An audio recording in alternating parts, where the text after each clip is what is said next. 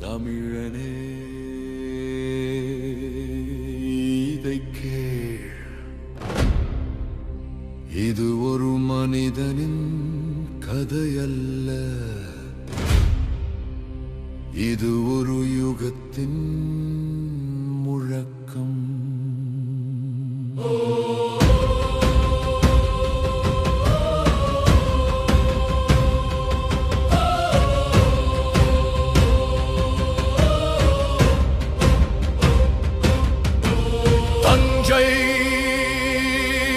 சோழர் வம்சத்தில் பிறந்தவர் அருண்மொழிவர்மனாக பிறந்து தமிழ் மக்களால் ராஜராஜ சோழன் என்று பெயர் சூட்டப்பட்ட மாமன்னனே. கம்பீரமான தன்னம்பிக்கையோடு அரசனுக்கெல்லாம் அரசனாக, மாமன்னர்க்கெல்லாம் மன்னனாக தமிழ் சரித்திரம் பேசும் மாமன்னர் ராஜராஜ சோழரே. மக்கள் போற்றும் இறைவனே, கடல் கடந்து கொடி நட்டு தமிழ் பெருமை கொண்டவன் நீயே.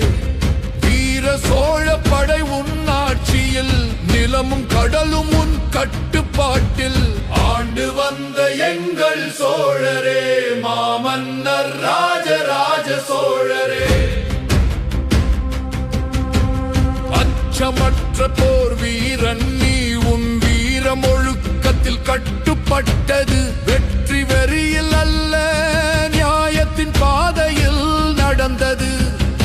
சிவபெருமான் மீது அதிக பக்தி கொண்டாய், பரதம் இசை சிற்பக்கலை மற்றும் தமிழ் மொழிக்கு பெரும் முக்கியத்துவம் அளித்தாய். இதன் சாட்சியே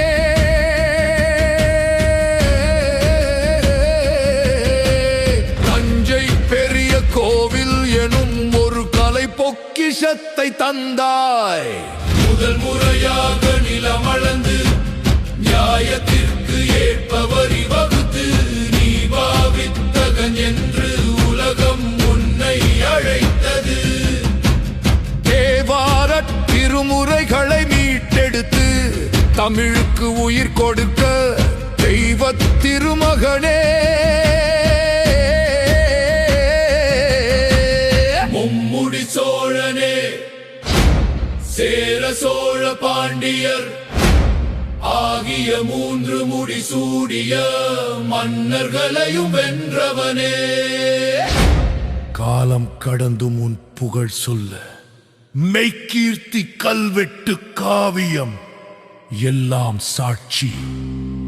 ஒரு தமிழனாக உன் பெயரை எழுதும் போது என் மெனி எங்கும் சிலு சிலுக்கும். இந்த கம்பீர உணர்வு வார்த்தைகளுக்கு அப்பாற்பட்டது.